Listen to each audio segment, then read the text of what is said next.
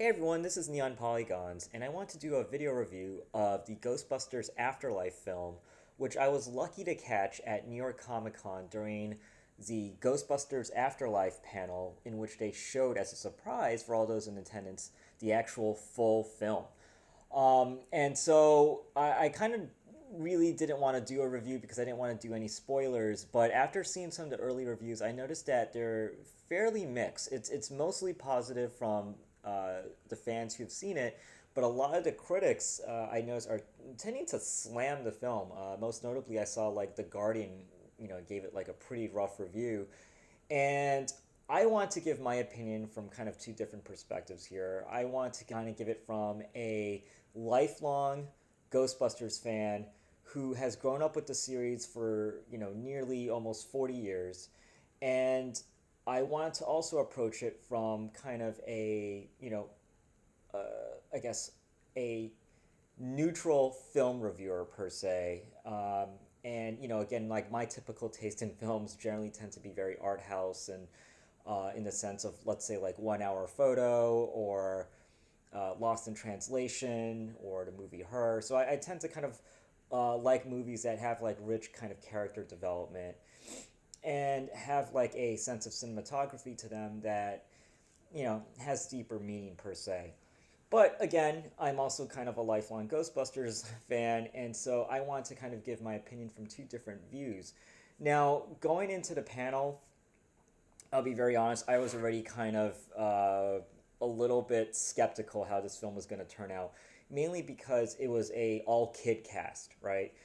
And during the panel itself, I felt that, watching um, the majority of the cast, they came across as a little pretentious, is the best way I can kind of put it, with the exception of Mackenzie, who is basically the main star of this film. I felt her personality like really like shined in the panel in which she was in a way very grateful to be part of this film, whereas most of the other cast or the kids that were kind of in the film, specifically Finn, uh, they tended to kind of be a little too cool for school is the best way I can kind of put it, and not kind of realizing the fandom that they were kind of like entering. And so I kind of felt like, oh man, this is going to be like basically just like another Stranger Things or rehash of like kind of the Stranger Things vibe that's like really kind of in at the moment. And so I already kind of came in, so like watching the film already with somewhat of um, skepticism that it was going to meet the standards of a, as of a lifelong fan of like loving Ghostbusters. So I'll kind of like, try to do this review from like without trying to give away too much of heavy spoilers, but a lot of my fears start to get calmed down once I start to hear Jason Reitman discuss the film, in which he really felt that he didn't just want to make a Ghostbusters sequel, he really wanted to make a Ghostbusters story. And if you watch the panel, which you can see right now on YouTube on the Ghostbusters video account, you'll notice that Jason Reitman, he basically had these two visions in the film. And it was basically a girl holding on to a proton pack shooting in a field, and Ecto 1 driving Ecto 1 in a farmland. And he said like he didn't have any kind of pieces of the story together. He just had these two visions. And if you kind of think about that from a cinematic standpoint, that's very beautiful in a way. It's not something how you kind of normally would kind of, yeah, is the best way I can kind of put it, like frame the Ghostbusters kind of look and feel. Most people who tend to remember the Ghostbusters films, they think like New York City, they think Manhattan. And so you don't kind of like, in your viewpoint, you don't think about Ghostbusters coming from the sense of in the middle of nowhere. So I felt like those two visuals that he was kind of painting during the panel, without even telling a story, you could kind of tell he was trying to look for something like deeper and trying to explain the Ghostbusters movie and what the story was to come into place. And I think one of the things that really resonated was that he felt that when Harold Ramis died, the actor who played Egon Spengler, he realized that, hey, listen, he needed to do this movie. He needed to do this movie because there was a sense of it needs to happen, not for the sake of it needs to happen because of to reinvent the franchise or for a remake or to kind of like reinvigorate the fan base. He felt like it needed to happen because the story per se was it was starting to come together in his mind once Harold Ramis passed away, and so he felt there was much more emotional gravitas that could be put behind the story with kind of that context in mind. So I started to realize, okay, he understood the not just the fandom, but the love that this film and this franchise has kind of had in people's hearts, and he wanted to do it justice. And he there was no mention of the 2016 remake that a lot of people kind of shelled on, and so you realize from right there in terms of what Jason Reitman was speaking was that he really wanted to like for the fans, this was more than just a love letter. This was a labor of love in terms of giving people the story, the Ghostbusters story that we deserve after nearly 30 years of waiting. So, kind of going into the film, my fears started to get a little bit more calmed down, after kind of hearing Jason Reitman speak and less actually of the cast. When I heard more of the cast, the more I didn't want to watch the film, surprisingly. Um, so with that in mind, just some other little context about me in terms of my Ghostbuster fandom. I grew up watching Ghostbusters as a kid. I watched the cartoons. I was heavily invested in the films. I actually loved Ghostbusters 2. I actually think it was actually a pretty good movie. I don't think it's as strong, obviously, as Ghostbusters 1, but I don't hate it like most people have hated Ghostbusters 2. Um, so I will just say, without any giving any spoilers, the beginning of the film for me, I had kind of no idea what was going on. It kind of starts off with kind of like obviously the establishing shot of um, where the new film was going to take place, but in terms of like what actually was happening, no clue. I probably would need to rewatch it again to kind of get the context of like what was happening in that opening scene before it kind of gets to the actual logo screen per se, or the title screens. But that opening shot in terms of like what was going on um, made no sense to me. And so I kind of want to, as a caveat, that for those of you who are going into this film, is kind of ignore it in a way and don't like lose hope that that's going to be an indication of how this film is. There is a very strong setup for the film. Basically it doesn't really just get into Ghostbusters, right? It doesn't get into like the paranormal. It doesn't really just get into like the whole, here's happening with all the ghosts and whatnot. It really just starts off very simple and very normal. You meet the main characters of the film, which is basically a single mom family, and they essentially, as you can tell from the trailers, they inherit uh, the house from their or the single mom. She inherits her deceased father's farmhouse, and in essence they go to this farmhouse to basically sell it. Long story short. They're dead broke. They go to this house. They have to kind of figure out like what is in the will that was kind of left for them, and they essentially sell it. Now, in kind of doing a little bit of the investigating of the house, you realize that, oh, her father was Egon Spengler, right? So there is kind of at least like initially made the connection. It's not kind of like a big reveal that, oh, Egon Spengler is their father. It's already kind of like told to you right from the beginning that these are Egon Spengler's descendants.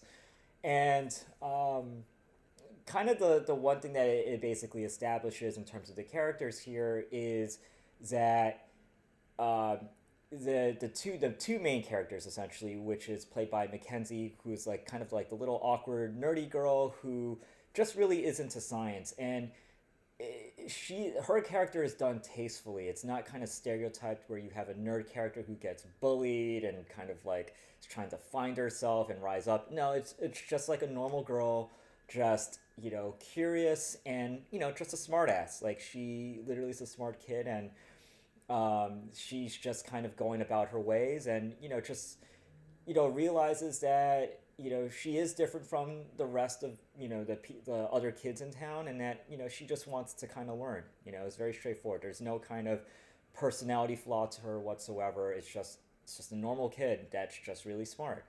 Her brother, who's played by Finn, who you know from Stranger Things, he basically kind of plays, in essence, like the teenage angst character. So he's kind of like a teenager that's just kind of coming into his own, and it's a little bit of um, him just really just trying to fit in town. Now, I'll probably say, out of like all the characters in the cast, he's probably, in a way, like very backstory. I know he is probably the more known of the child characters, but in reality, he's almost pretty much like dispensable in this movie. I really never felt that he kind of like, you can almost like take his character out entirely, and it would almost like make no difference whatsoever. So the rest of the characters that are kind of looped in here is kind of a friend of Mackenzie or sorry, a kid who Mackenzie makes friends with, and his name is just goes by podcast. And long story short, his whole thing in the story is he makes podcast. So he's kind of like a little conspiracy nut.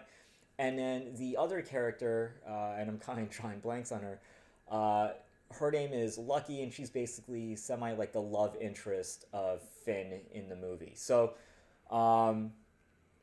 right there, that's basically the establishing characters of the film.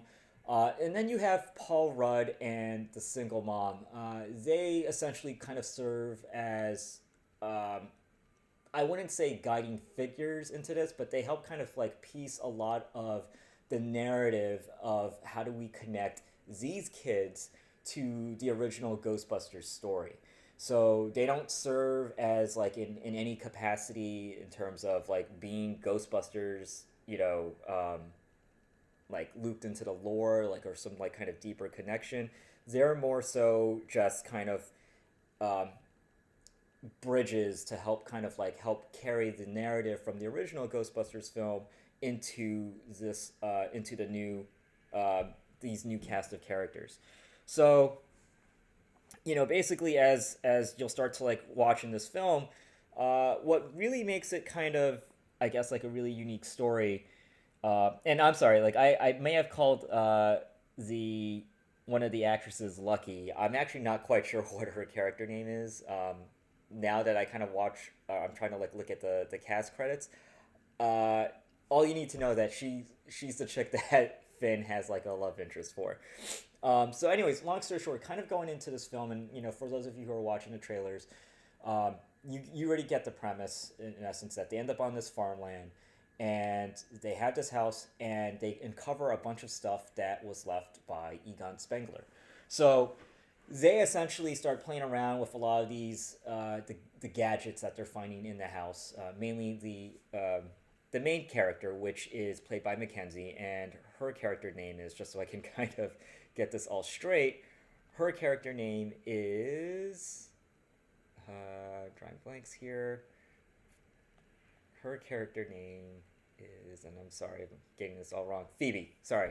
Um, and so uh, she is trying to, just find things to do in town, and she comes across a lot of the, gizmos that were kind of left in the house, and they don't really know exactly what it is. And so one of the things to kind of keep in mind is that these kids, like the characters in the story, they're born in the 2000s, so they have no idea, no concept of like what was going on in the 1980s with the original Ghostbusters.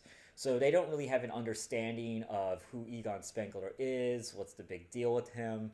All they know is that, hey, there's a lot of these weird things inside the house that that they have, and they're really just trying to understand the story of why is why did Egon Spengler like get this house in the first place? Like, why is it there? Like, why? Like, how did this like all come about that um, he ended up from New York, and then all of a sudden is now in the middle of Somerville in Oklahoma? So that is kind of like the main gist of the story.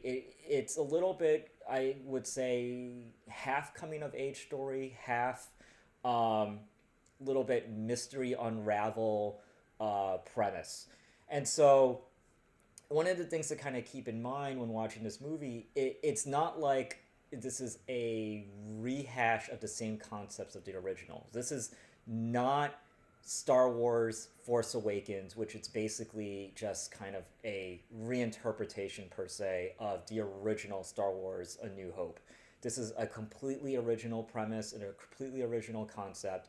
It is a absolute true sequel, a true third sequel to the original. Now they basically gloss over the second movie as if like it never really existed, but they more or less this is a true sequel, and you could paint some of the connections between the second movie and this movie. So with that in mind, the other things that to kind of keep in mind is that this current cast of characters, there are four children, but they're not in essence kind of archetypes from like the original Ghostbusters. So this isn't in the sense where Phoebe is exactly Egon and podcast is Ray Stantz, or Finn Wolfhard's character, whose name is Trevor. He's not basically like Peter Venkman per se. These are all kind of like in some capacities they are like each of them is like their own unique persona, unique characters that is distinctly them. So don't think that this is like because there's four main children characters, they replace basically four main uh, or they're meant to kind of supplement like the four original cast characters, because they're definitely not. If anything, I would probably say in a way, Paul Rudd's character is kind of like a summary of all the original Ghostbusters all in one. He's basically the smart guy, just like Egon Spengler. He's kind of like a practical joker, like Peter Venkman. He's a little bit of like goofy, kind of like conspiracy theory, like a conspiracy theorist, like Ray Stantz. And he's a little bit practical, like Winston. So in a way, the most important thing about Paul Rudd's character, and he basically plays like the teacher who is a teacher to um, Mackenzie's character Phoebe. He's basically just in a way the summary of all the Ghostbusters all in one, and that's the best way to kind of figure out like okay, like who's like who in this film. You got to wipe that off your mind and just realize that kind of Paul Rudd is kind of like the summary of all of them. Now, they do a really great job in this film, in my opinion, in kind of establishing what was the significance of the original Ghostbusters team. And I think like the payoff is absolutely amazing. Okay. One of the things just to kind of keep in mind when watching this film is they bring a lot of the footage, and you could see it from the trailers. They bring a lot of the original footage from Ghostbusters in terms of like showing them as YouTube clips, and that's how like the kids begin to like understand and learn like, oh, this is what happened in the 1980s with these paranormal activities. And I will say this: there are two moments where the original Ghostbusters uh, film commercial comes into play. Um, and actually, let me kind of reset that. Um, as a diehard Ghostbusters fan, and I'm not going to give away spoilers, but the first time, or essentially, there is like a point in the film where they utilize the Ghostbusters original commercial, where they're basically saying like, "Do you have spooks that are underneath your bed?" or "Does no one believe you?" or etc. There's a point in the film where they use that, and it is incredibly emotional. I was watching this film at the panel amongst like 7,000 other people alongside me, and when that moment came and showed on screen, uh, it was very difficult to hold in the tears. As a lifelong Ghostbusters fan, it hit like the right moment, and I will say, even just thinking about it right now, it's incredibly powerful. And I think that's something that when Jason Reitman kind of included it in this film, he got it. He nailed it perfectly with the timing. In fact, even if you watch it in the trailer, you can kind of feel that emotional resonance. And so it's just one of those things where they try to bridge a lot of the gaps between the original 1980s storyline into like this storyline. That moment when they bring up that commercial, it is extremely powerful. And it is one of the things that I think, after you guys get to watch it, let me know what you think. Did you kind of like feel that same emotion as well? And I kid you not, I heard other people kind of in the film kind of sniffling, like, and you could tell they were really trying really hard to hold in that emotion. Um, there's another part in the film where it is, I guess, the second part of the film where it will really just hit the core with you. Um, if you know the backstory of what it took to make this film, and you understand a lot of the, I guess, the politics behind making the Ghostbusters film, and you understand essentially kind of a lot of the stories behind the actors, there's another moment in this film that is really going to hit you hard, in a very strong emotional way. And I think uh, when that part of the film happened, it was on the same level, in my opinion, of watching an action film when and I kind of gets me a little bit emotional thinking about it. Um, but it was on that same level of emotion when, if you, let's say you watched the um, Avengers Endgame film, and when Captain America said, uh, Avengers Assemble, at the very end, it was something of that nature where it was just a big payoff, because you have to remember this film was not really just kind of like, you know to make up for the 2016 blunder. This is basically a film that for many Ghostbusters fans was, more than 30 years in the waiting. And the payoff at that moment was incredibly emotional, incredibly strong. And it was, in my opinion, it was a fitting tribute to everything that why we love Ghostbusters, right? And when that moment hits, I think you will all know it. Okay, you will all know it, um, and you cannot ask for anything better as a Ghostbusters fan. So some of the drawbacks in watching this film, again, I will probably say a lot of characters are kind of just dispensable. Definitely Finn Wolfhard's character, in my opinion, you can almost like erase him entirely from the story. Would not really make that big of a difference. Um, Really, kind of his big plot in the movie was getting Ecto One back on the road. That's really the gist of his character there in a nutshell. I think like his entire backstory with the love interest, his entire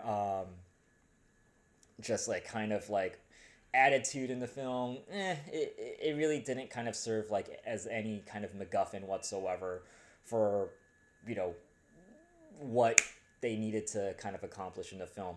One of the other things I will also probably say is, probably the two most crucial characters definitely is Phoebe, played by Mackenzie, and Paul Rudd's character, who is basically the teacher.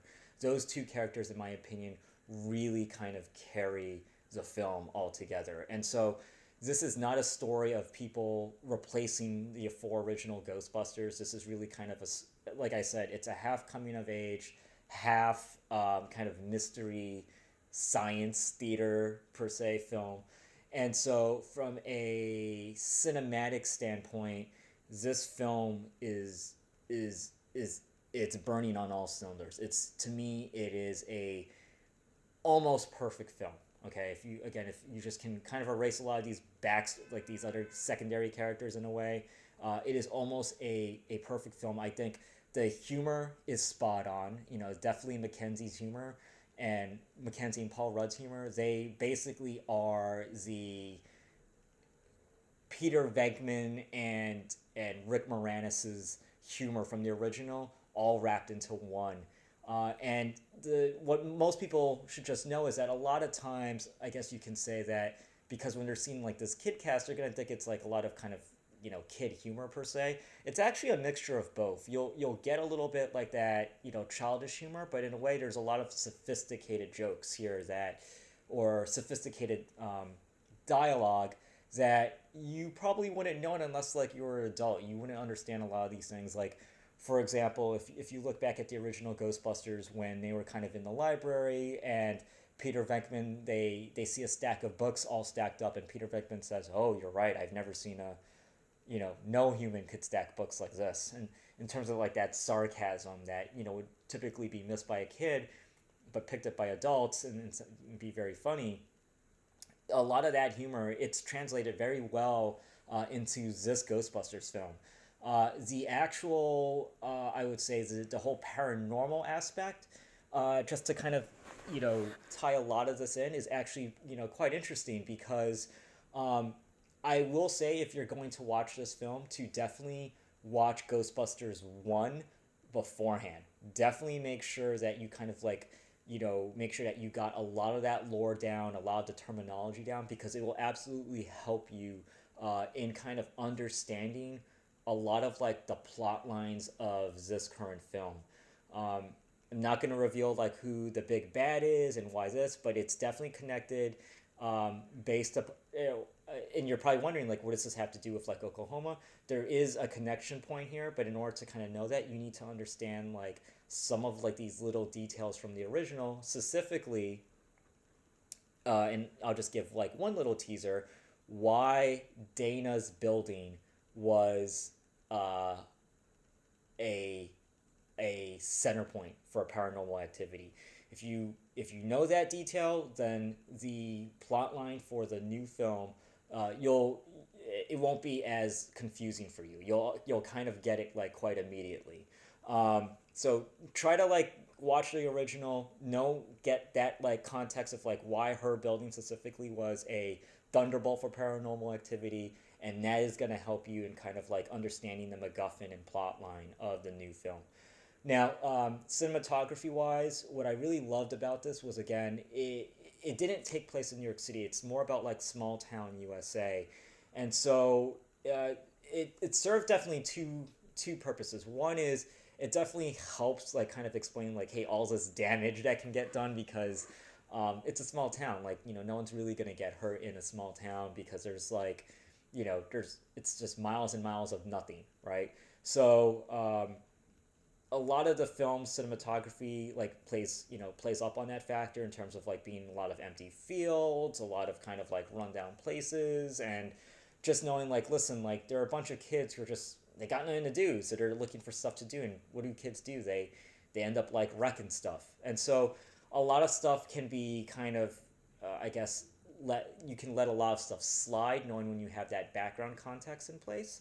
And so the way how they kind of introduce kind of the characters into the to the setting, into the set pieces, it's wonderfully done. It's very beautiful. In fact, um, yes, there's absolutely a lot of comparisons, or you can say like Easter eggs that will harken the original Ghostbusters. But even if you didn't know any of that stuff, as you kind of watch the film, you'll realize like, wow, this is a really nicely shot film with beautiful cinematography that almost in a way wants you to like kind of go in that field and just like experience like the silence and the open airness of it. And you again, after Jason Reitman's speech where he said he had this vision of a girl in a field holding a proton pack and Ecto-1 driving in a cornfield, uh, you get that now. You understand a little bit of like the kind of like this emotional loneliness per se that he was trying to kind of paint. So um, as you're kind of watching this film, one of the things I just kind of keep in mind is that there really isn't a lot of ghost. Okay, like if you kind of watch the original and definitely like even the second one, there was a lot of like paranormal activity happening like kind of like every few minutes. They bump into Slimer, they bump into ghosts that they're trying to capture like during their everyday, and then they had their ghost container kind of like releasing all the ghosts like at the end of the films.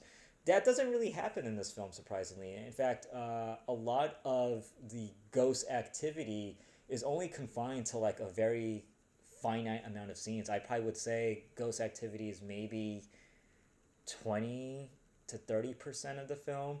And the best, I guess, similar, but the way how they're kind of positioned in the film is very well done and very powerful. Again, they serve as like really big MacGuffins. And the best example I can kind of give is Batman the Dark Knight and the use of Heath Ledger's Joker, in the sense that you never really saw, to be honest with you, Heath Ledger on screen that much, but he was kind of like a driving presence behind the film. In fact, the Joker only appears probably like in like 20 minutes total of the entire film. And that's very similar to here in this Ghostbusters film, where really ghosts are not really in the movie that much, to be honest with you. It's really kind of a lot of like deep character development, and the ghosts are basically helping move that character development along. Now, one of the things I'll also say is like from an action standpoint, um, not a lot of action scenes, but every time there is, again, well done. I will give a kind of a comparison to this, that it's similar to Terminator 2. It's not like they just threw in action scenes for the sake of action scenes. It's like Terminator 2, that in the sense where the action scenes drive the story. It's not that the story required an action scene. The story is driven, or the action scenes drive the story. So it's you got this really, again, great character development narrative.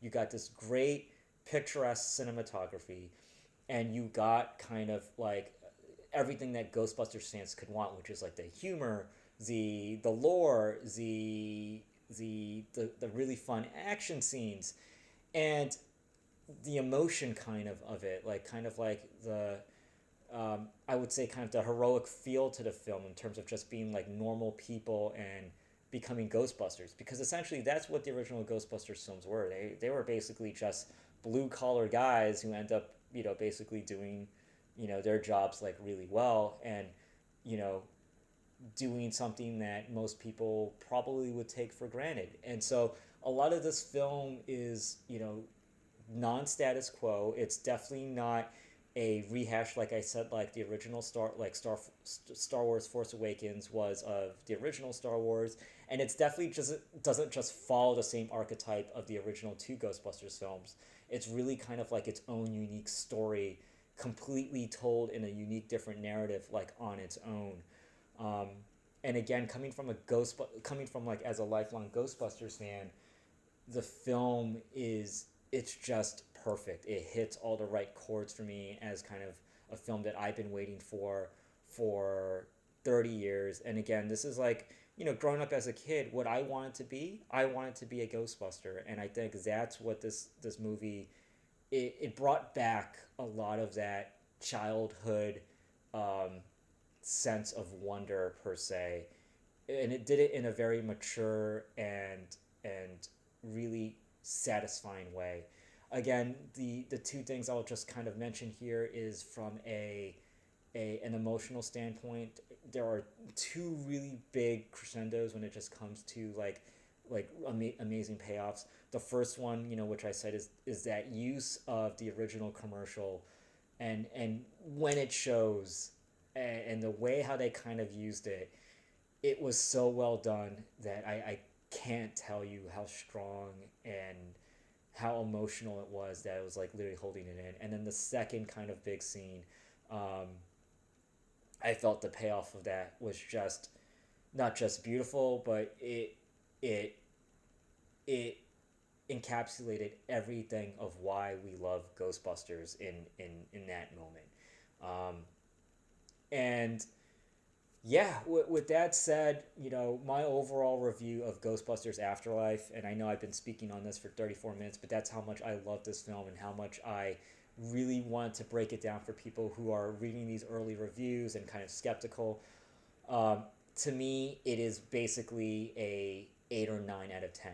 I would have given it a perfect review if not for a lot of like kind of like the typical teenage angst character of Finn Wolfhard. Like, again, like I just felt his character was pretty much nonsense. It just there was no point for him in terms of like serving as a MacGuffin, and I felt his screen time per se was a little bit wasted. And if anything, that could be a little bit of like the negative of the film. That would probably be it. And I could see a lot of people who are hoping that this isn't basically like Stranger Things the movie.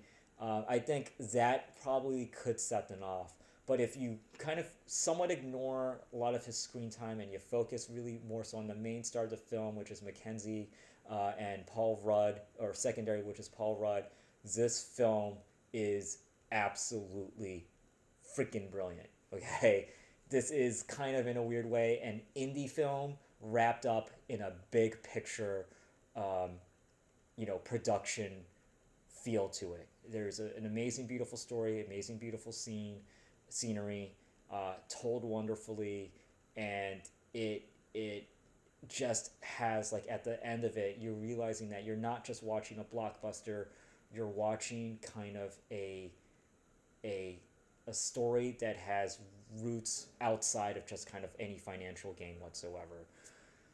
So, with that said, I think from a coming as just like a normal film reviewer, I am again like really lost in terms of like why reviewers like The Guardian just really slammed this film, because it was fun. Again, if you don't look at it from kind of a Ghostbuster lens, this movie is a hell of a lot of fun.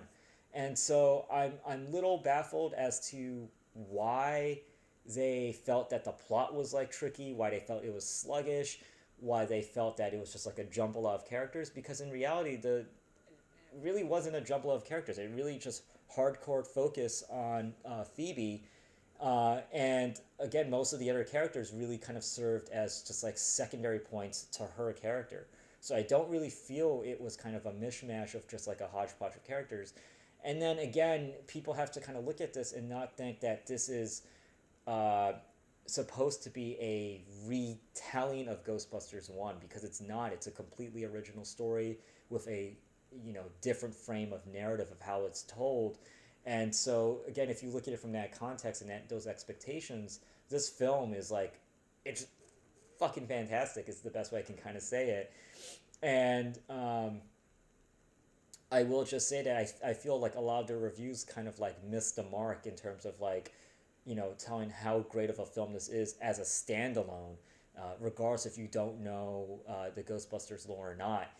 Uh, and again, the introduction of the characters and the character development here, it was all well done. Even again, like I know I've been complaining about Phil Wolfhard's character for my review, but he is developed in the film. Like his character is developed. It's not like, hey, here's a bunch of like characters in here and we're just gonna tell them to have one-off dialogues. Everyone kind of does serve a purpose. Again, it's just at the end of the day, Phoebe is just like the star. She literally, again, don't you're gonna look at her character and not even think she's like a child actress. Like you're gonna almost look at it from a much more sophisticated standpoint, and she doesn't come across as I best put it, kind of like a kid that is like somewhat out of place. And when I mean out of place, like I mean that from a stereotype standpoint in terms of like your typical smart aleck kid in a film who just tends to be smarter than like everyone in the room, even more so than the adults. No, she's just a normal smart kid for her age.